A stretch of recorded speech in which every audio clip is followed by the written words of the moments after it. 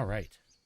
So, as you can see, we have made it into the Emerald Grove. Uh, we are now level 3, which means we're going to get some subclass options for everyone except for Shadowheart. The clerics pick their subclass at the start. But we're going to do another thing that we can do now, which is respec or reskill and kind of rebuild everyone from the ground up using our new handsome friend, Withers. We need to go to our camp. And we have our new friend here, Withers. So I'm gonna, before I level her up and waste that time, I'm gonna go talk to Withers as Shadowheart, and we will have the option now to change our class. And we're gonna keep Shadowheart as a cleric, but we're gonna change her domain and we're gonna change her ability scores a little bit. But we're going to switch her to life domain. With the life domain, we get a kind of superior healing. So our devotion empowers our healing spell, and when casting a healing spell, the target regains additional hit point equal to 2 plus the spell's level. So we just heal a little bit more, which is very, very helpful. The other thing that we're going to change is her stats. Since we are not playing as Shadowheart, you don't really need charisma. She's not going to be the one doing a lot of the speech checks or anything like that. Again, we want even scores, so we're going to bump Constitution up to 14. And then I'm actually going to take a couple of more points off Charisma. And we are going to put those 2 points into Dexterity, just so that she has a little bit better initiative rolls and chances to hit. Again, this is completely optional. You do not need it. Let's confirm that. Now we can level her up. And we'll level everyone up in the party. Much like before, we get these things. We're going to swap out spells here. We'll use Sanctuary because there's going to be a use for it that I know of. So we're going to hold on to that. We've got some more spells here. I'm going to take out, actually, Inflict Wounds, and I'm going to get Prayer of Healing. And I'm going to put in Silence. Because again, I know that we're going to need these coming up. So, I'm just getting that prepared now, so I don't forget.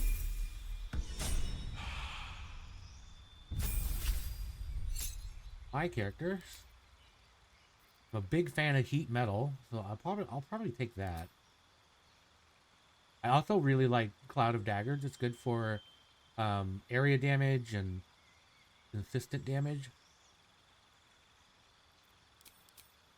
I'm going to stick with College of Lore because I like cutting words, which is, again, it's more of the insulting people to actually affect battle. It's very fun. Then I get to pick some skills here. I'm going to take off Performance and put it on Persuasion, and then Perception, and then that will do. That'll do.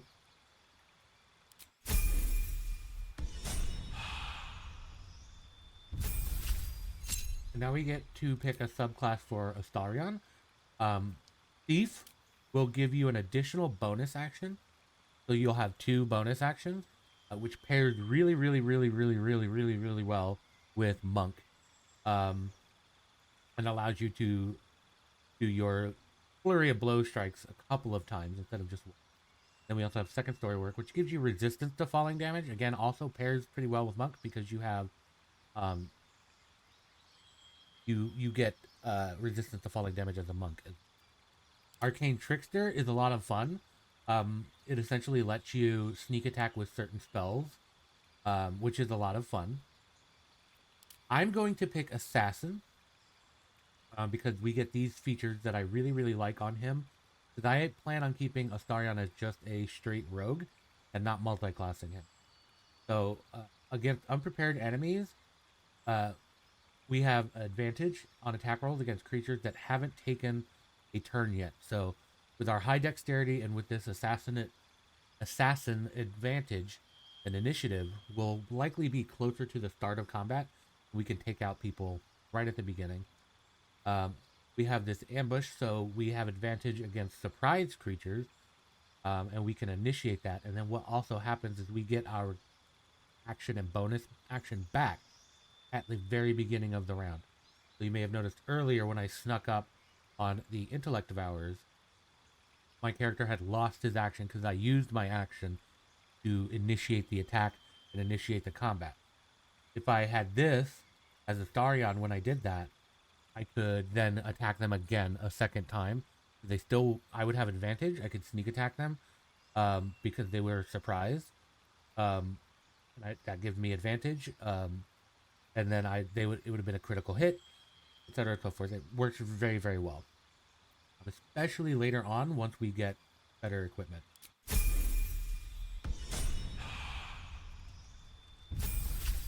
And Lae'zel, as a fighter, she now gets a subclass, and you have a battle master, which is just what it sounds like. You get these maneuvers that allow you to do special kind of attacks.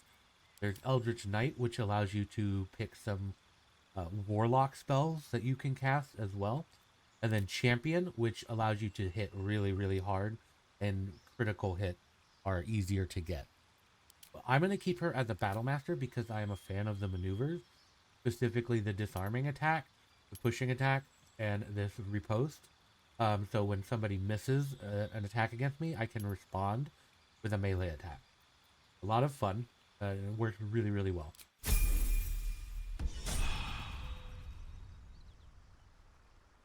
So that's kind of how respeccing works. So now we can do a lot more beneficial things with Shadowheart here. Will be a little bit better in physical fights. Despite everything. Leave our camp now because we are in the grove, and in the grove we have 3 traders mainly that we can deal with. There's a couple of others. We'll go over that, but we have Aaron here, and you can see him on the map here as marked as a trader. So when we look at the menu here, now my menu has a lot more than what you're going to see by default because I have dye mods. So these are all the additional dyes, clothing dyes that I have. But we have all of this equipment here, and then we can sell our wares. And there's 2 ways you can trade. You can just instantly trade, where at the bottom here you have this option to sell the things you've marked as your wares, and it'll just automatically sell them. And the things we haven't marked, if we want to get rid of them, we can just double click them very quickly and they'll transfer over and sell. We can also barter, where you can drag and drop just a couple of things, and you'll see how much you need and whether or not they would be happy with it. You can see your discount and everything. And then if you hit this button, it'll automatically add what you need to make it that the trader will actually accept. So we can hit barter. And we'll save this for the next time you come back. I prefer to do it as trading, personally. So Aaron is the first trader that we meet. We already kind of dealt with him a little bit. The other traders are on the other side of this wall here. We have Damon right here. And then just across from Damon, we have Auntie Ethel. Damon is a blacksmith and deals more with weapons and armor. Auntie Ethel, as you see there, it says, calls her a trader of quirks and sundries. She mostly deals with potions and potion ingredients. However, Auntie Ethel does have a quest, and once you trigger it, if you go a certain distance away from the grove, that quest will trigger and she will leave the grove. This rat actually also has a little fun unmarked quest. If you speak with animals and talk to this rat, he will take you to a little prize. So in the grove, there is a character that you can meet named Volo, and I'm going to show you an option that not many people know about, which is that you can trade with certain NPCs, even though they are not designated as a trader, and they don't have a dialogue option to show me your wares, as it were. Very well. So Volo is somebody that you can trade with. My good friend. So before we continue this dialogue, if we look down on the bottom left-hand corner, we can see this hand that's catching some coins. That will open up the trade menu, and we can see that Volo has quite a bit of items for sale. And many NPCs that you will see have that option that you can talk to, and have that option where you can trade with them while you're talking to them. And now we're going to talk a little bit about kind of gear that you can get and proficiency. So anybody can use scrolls. That is one difference from the tabletop version. Is any character can use scrolls. If I buy this, I can cast it if I want to. Also, any character can use these special arrows. You don't need any sort of special training to use the arrows. However, with armor, we're going to see here, so my character is not proficient with medium armor. So proficiency, here you go, represents whether you are trained in a weapon type, tool, or skill. And it provides a bonus to associated rolls, making you more likely to succeed. Now, since I am not proficient with this armor, I would not be able to get this special benefit here. And I would also not be able to cast spells, since I am a spellcasting class. That's hard. I can, right now, only wear light armor, which I don't think Aaron actually has any. Oh, he has leather armor. But it's the same as my bard armor, so there's no reason for me to buy this. You can see also I cannot use this longbow because I am not proficient. So not only does proficiency give me these special attacks that I could use if I were proficient. So the way proficiency works is there's actually a table. It levels up as you level up. This table is strangely absent from the game, but here's the table. And you can see it goes up as we level up. And that proficiency gets added as a modifier to our attack rolls when we make them with weapons that we're proficient in. So if I were to try to attack with this, I would not be able to get any sort of proficiency modifier added to my attack. It would just be my dexterity. Because dexterity is what you would use for your attack rolls with a ranged weapon. If you are ever wondering what your character is proficient with or not, or any character, you can pull up their character sheet. You can pull up character sheets in a couple of ways. So you can either click the class icon here on the left-hand side of the hotbar, or hit the I button, and then go to this third tab, which is the detailed view, and this will give you a list of every proficiency that you have. Here we see that we're level 3, so our proficiency bonus is +2. And we are proficient with light armor and shields, and then these 12 different weapons, and these 7 martial weapons, and then a musical instrument because I am a bard. Some other stuff, but like if we go to Lae'zel, because she's gonna have some different. So Lae'zel is proficient with heavy armor, light armor, medium armor, and shields. And shields are a great way to increase your armor class on characters that maybe are not as strong. Like Gale is also, as an example, is proficient with shields. So you can give Gale a shield and increase his armor class a little bit to make him a little bit harder to hit. Even though he's not like a melee fighter, it will help protect him. He knows how to use a shield. Same thing with Shadowheart. Shadowheart also knows how to use a shield. So she gets this +2 from this shield here, and it makes her AC 17. In order to see the full breakdown of how the attack roll is calculated, let's take a look at Lae'zel, who is currently holding a maul. So we can see here, so she has a +3 from her strength, since her strength is 17, and a proficiency bonus of +12 gives her a +5 to her strength melee attacks.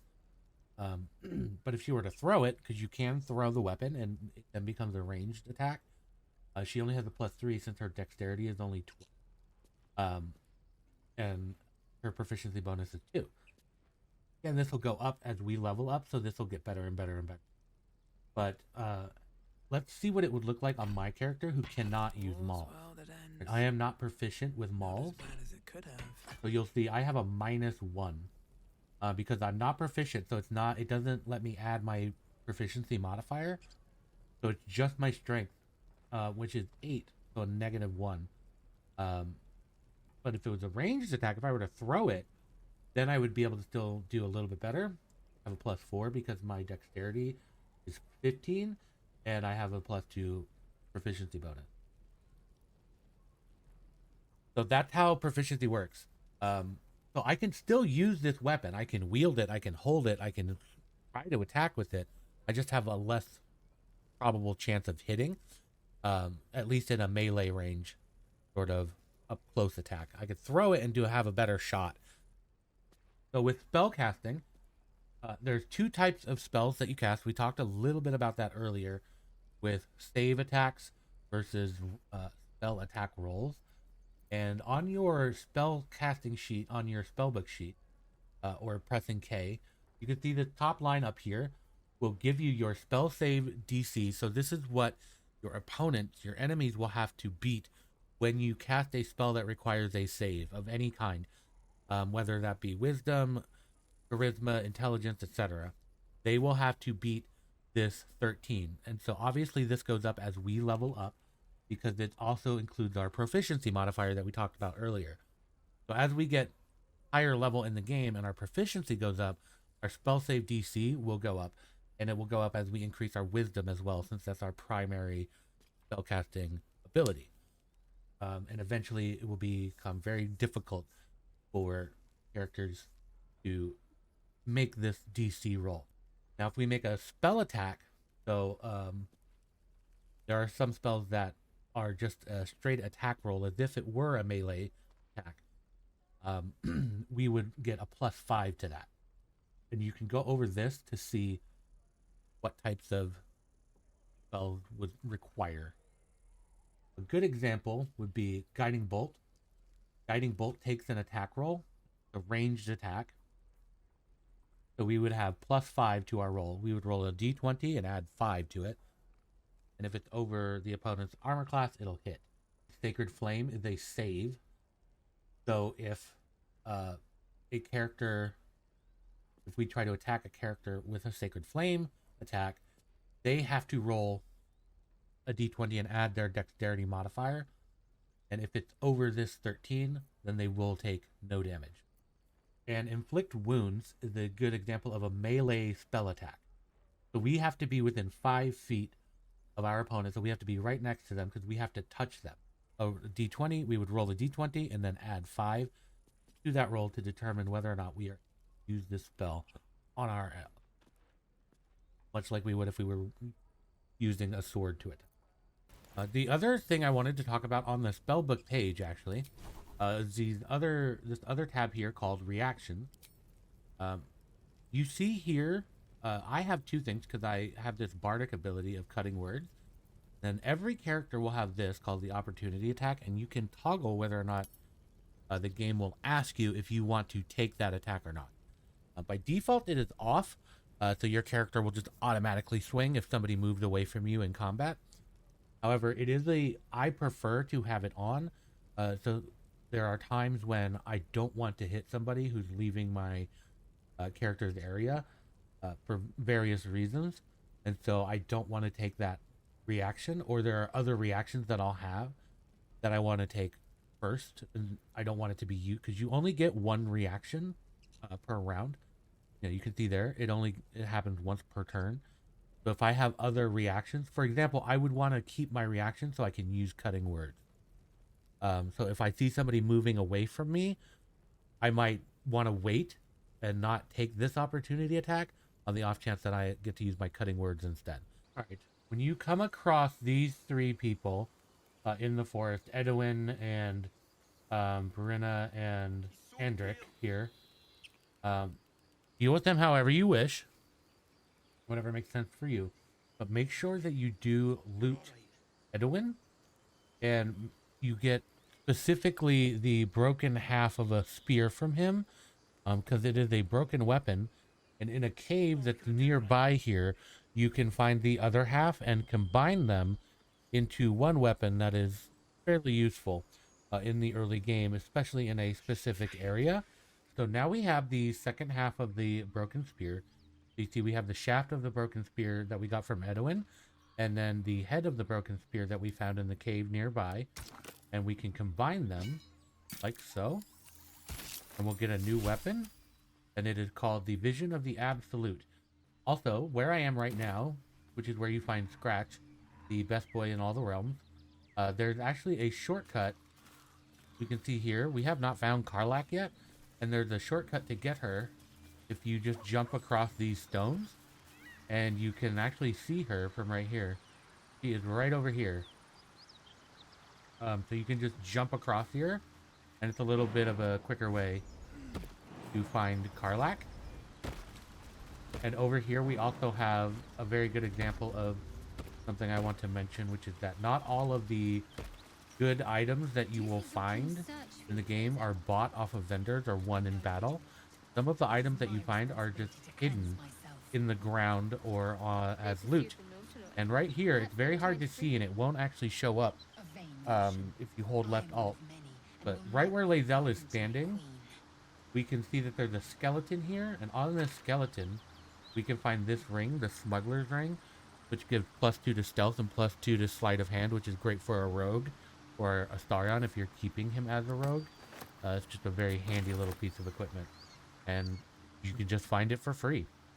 Alright, so right outside of the Blighted Village, on this northern wall on the outside, there's this mysterious hole. Inside it, you can find a curious book, which will actually act as a container that you can use, like a pouch, and you can put things in it. I like to use it for scrolls, because it's a book, it makes sense to me. But you can use it for whatever you like, just a handy little item. Something I will say about the Grove is that Speak with Animals is a lot of fun here. It being a druid grove, there are a lot of animals here, and all of them will talk to you. And all of them have interesting things to say. So make sure that you try to talk to all of the animals. That's a lot of fun. When you come to this area, just beyond Volo, who we just met, and you see this pathway that leads north, only follow this and continue if you are truly ready, because it will start a quest that if you don't finish, it will be less favorable to your story and your characters.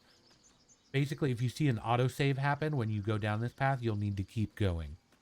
And it will help the tieflings if you are able to complete it successfully, and it will also help the tiefling children. And if you do enough good things to help the tiefling children, you can talk to one of them and give you a final fourth quest in order to help them, and as a reward will give you a very nice item. So you want to stay on the children's good side, even if you're playing like a Dark Urge playthrough. It's a good idea just to get that item.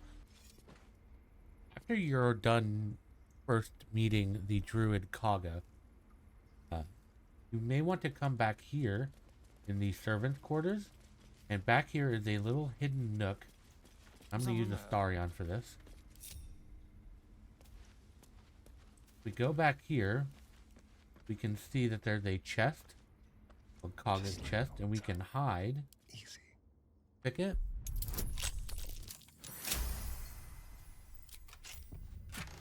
And there's a note in here.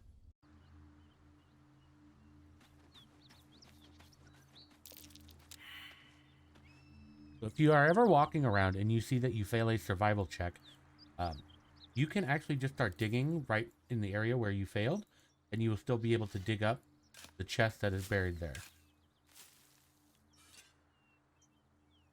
It doesn't always mean that there's a chest there. It could be a trap that you didn't see, in which case you'll just have to try again or set off the trap.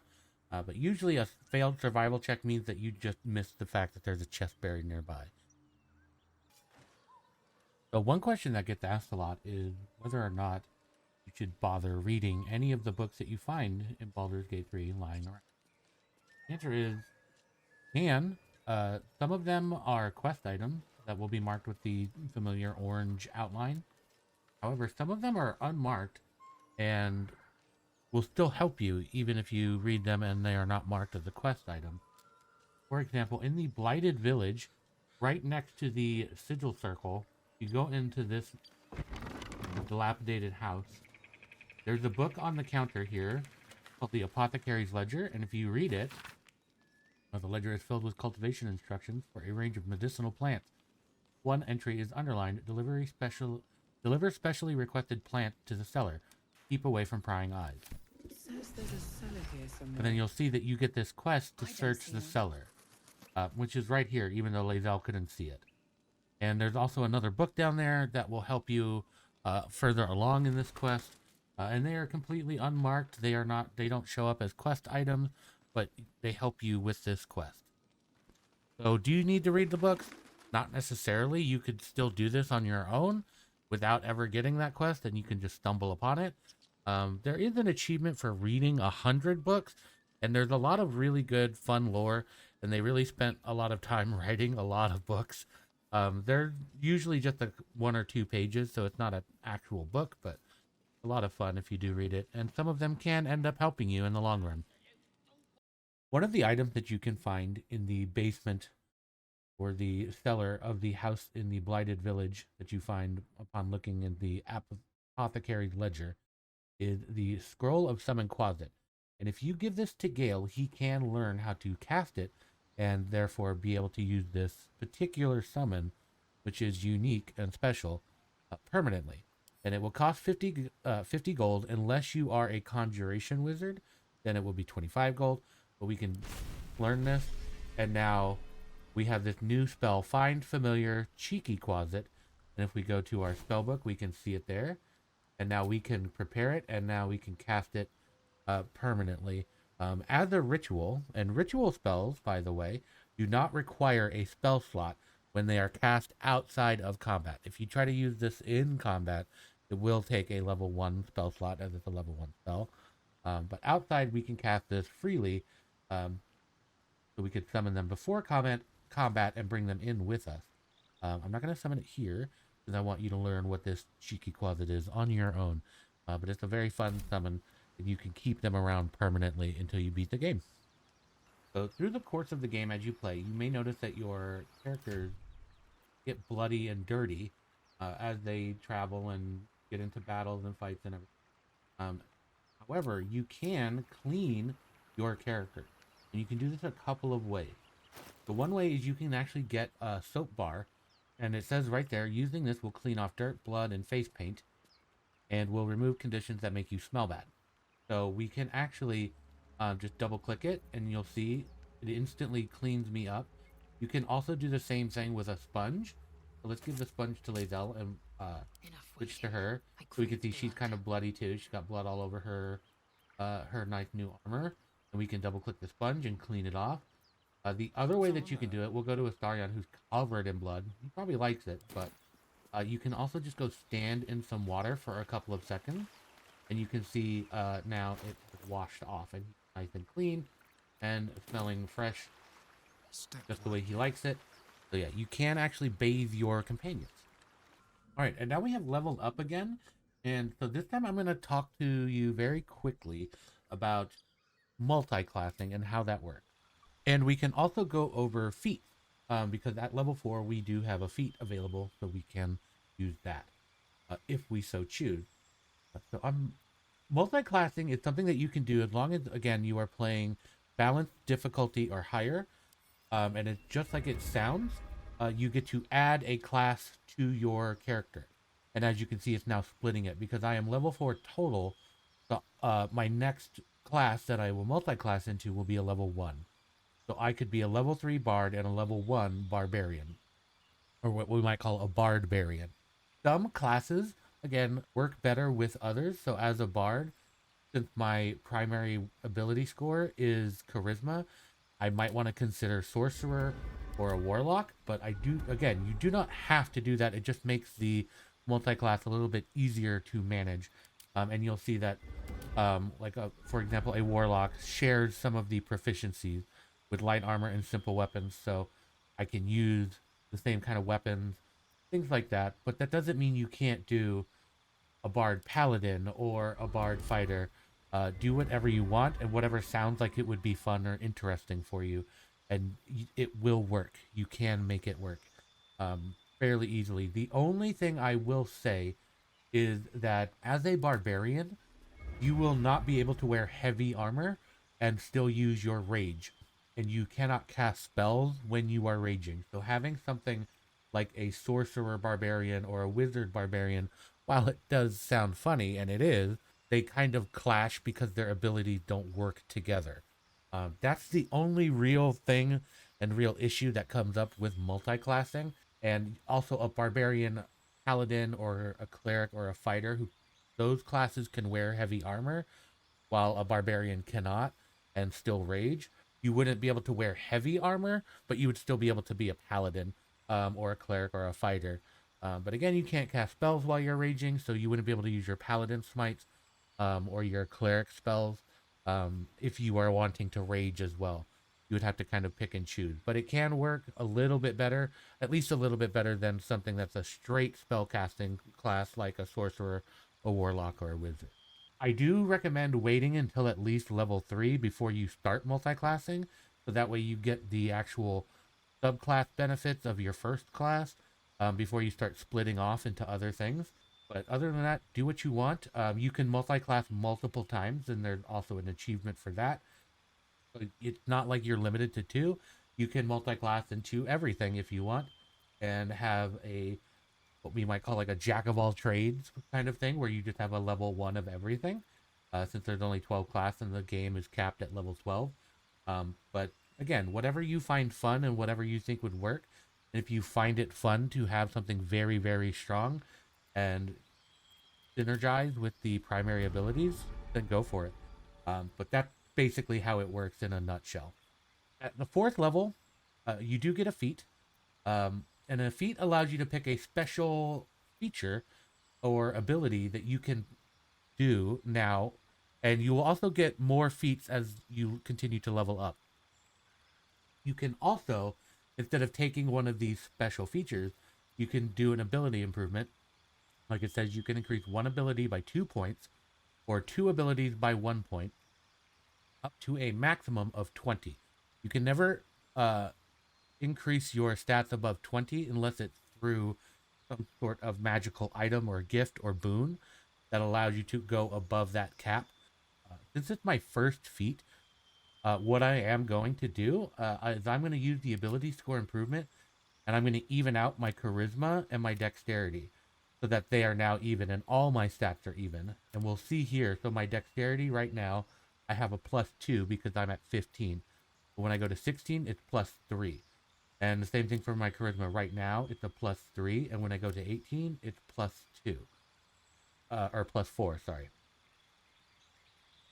So even scores, always better, right? Now that we have level 2 slots and higher level slots, one thing that we can do is we can upcast our level 1 spells or lower level spells.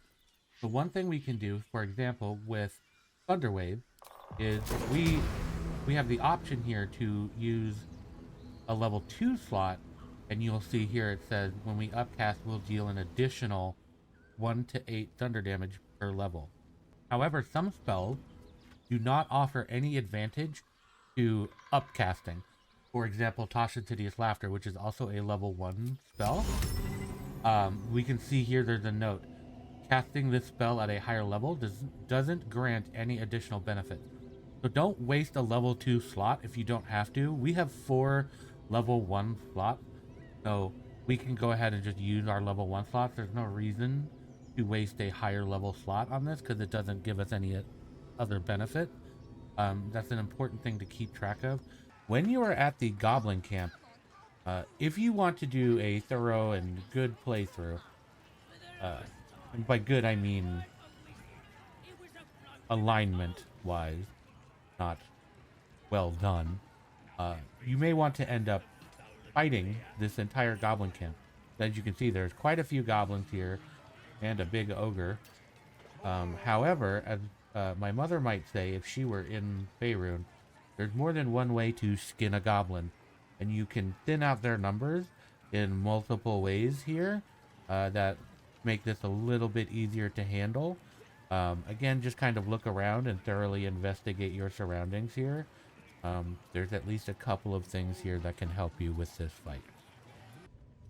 Now, one question that does get asked a lot is whether or not if allowing Priestess Gut here to mark your flesh with the mark of the Absolute is any benefit.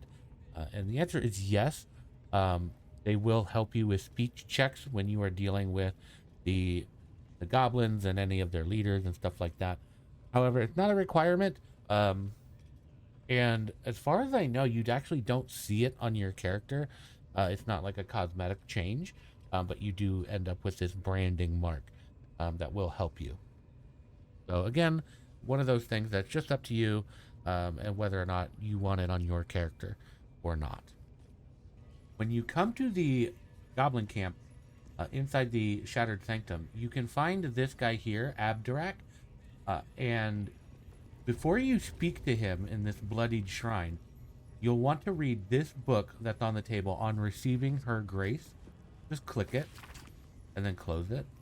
And then you can speak with him, and you will be able to get a buff from him that is permanent. As long as your character doesn't die and need to be revived, you will retain this buff. And we're going to go through that right now fairly quickly to show you how to get it.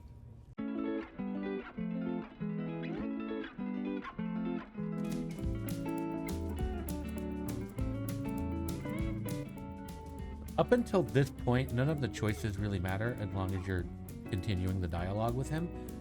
This one I'm going to select Clever Man. How did you know?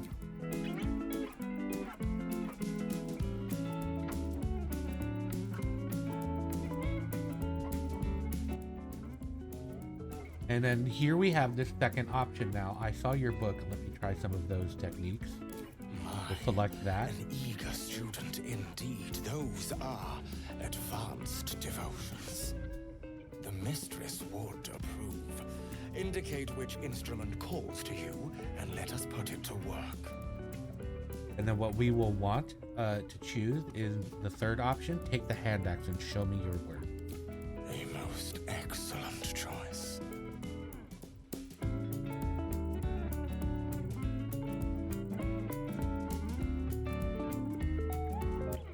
So the speech checks that we're going to want to do are the intimidation checks to egg him on, and we want to pass these as best that we can, at least.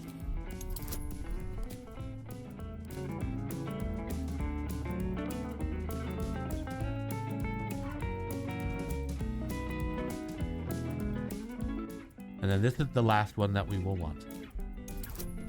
We can see now it's easier. Did I really roll 23 for all of these? Any of these will do as long as you don't just leave. And now you can see we have two statuses right now. One of them will wear off after we take a long rest, which is the one you get if you don't read the book and ask for the advanced technique. And then we have this one, Loviatar Glove, which we can see does not have a limit on how long it lasts. So this, any condition that's like this that doesn't say that it has a limit, for example, the other one goes until long rest. So after we take a long rest, this will be gone. So pain is the path to clarity. When you have 30% hit points or less, you gain +2 to attack rolls and wisdom saving throws for 3 turns. And as long as our character does not fully die to the point where they need to be revivified, we will have that condition. After you rescue Volo from the goblins and he goes to your camp, he's going to talk to you and offer you a proposition.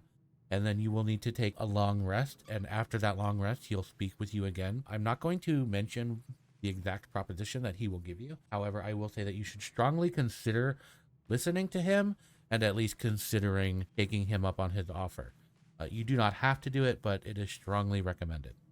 Since patch 5, there has been an update made where you are still able to recruit the goblin leader, Minthara, the drow, into your party, even if you are on a good aligned playthrough and you are saving the goblin grove, etc. and so forth. However, there's still a little bit of a trick to doing it. It's not a matter of simply not killing her. The best way that I have found to do it is to deal with the priestess gut and take her out. And it is ideal to do that in one turn before she is able to speak and yell out for help. And then go rescue Halsin from the warg pens. And then go speak with Minthara. And then commit a criminal act such as stealing or attacking one of her goblin guards so that she is temporarily hostile. And under the health bar and under their profile bar in the initiative bars, it will say temporarily hostile. And what you want to do is knock her out. And this is where you will use your passive non-lethal attacks. So when she gets down to 1 hit point, you will knock her out. And she will not be fully dead. However, the game and the NPCs, most importantly Halsin, will believe that she is dead. And then you can go and deal with Jor Raglan, the last Goblin leader, and you can save the Grove and everyone in it, and you will be able to later on recruit Minthara and find her in Moonrise Towers. And you can save her there and then recruit her into your party as a companion and use her alongside these fine people. And just leave her here. If you continue on and actually fight her outside of the Grove, it won't work. I tried that on another playthrough. It did not work. It has to be here before she leaves and finds out where the Grove is. And after knocking out Minthara, I can confirm that she is in Moonrise, and we can rescue her. I will not be slandered! General, you saw my reports. You know it's not my fault. All right, and that brings me to the end of my guide and the end of exploration in this area for the most part. There's still a lot of stuff that we did not do that I will leave up to you, intrepid adventurers, to go out and find on your own. And I'm going to end with a few more tips and tricks for enjoying Baldur's Gate and having fun in the game. So as far as romancing characters, because you can romance your companions, some people may have trouble convincing some companions. So here are some tips. We'll start with Astarion. So Astarion is a very guarded and seemingly selfish player, and he will like if you are similar. So if you forsake others for your own safety, shall we say, he will like it. It's not necessarily evil. It's just self-preservation. And if you do that, he will like you more and more and more, and it'll be easier to romance him. Lae'zel, kind of a similar boat, where Lae'zel is not hesitant to fight and likes when her companions are the same way, and all too happy to resolve conflict through violence, as that's how she was raised and taught. Karlach is like a golden retriever, essentially, and honestly one of the best characters I feel to romance. Her story is very fun, and so she will reward you for doing the good-natured thing, just playing fairly noble and helpful and kind and funny. She likes that. She's like a kid at heart, so a lot of playful things she really likes. For example, pretending to be a sheep as a good example. She will like that. Will is in a similar boat, but a little bit more chivalrous and the typical kind of heroic adventurer. And he will like when you are the same way and you are doing things to help others, going out of your way to be the hero. He also likes when you listen to him talk and tell his stories, and you give him genuine interest in his past and everything, and it is an interesting story. Gale likes it when you help him. Gale is a little self-centered, but I also think he's one of the best romances. His romancing is very sweet and genuinely romantic, almost to the point of it being like cloying and disgustingly sweet, but it's redeemed at the end. And for Shadowheart, similar to Astarion, more self-preservation and kind of selfishness a little bit. She will like that, and she will partner with you. She also likes if you don't ask her too many questions about herself. Unlike all of the others, she is not interested in sharing anything about herself with you at first until you get to know her and you open up to her. And if you do a lot of things with her in Act 2, when you move on from the Act 1 area, it will be a little bit easier if you just travel with her through Act 2 to romance her and do things that please her and make her happy. Those are the major companions. Minthara, similar to Lae'zel, but a lot more complicated. Minthara is a very complex character, and Minthara is genuinely aligned as evil and will like that kind of behavior and will reward it. You can romance her without raiding the Grove. You just won't get the romance scene, we'll call it, if you don't do that. So if that's important to you, then you're going to have to kill some tieflings. Halsin is down to clown wherever you are. And he's a lot of fun, and he's very open. And he's, again, very easy to please, similar to Will and Karlach. Just be really nice and be really fun. And the bear man will like you.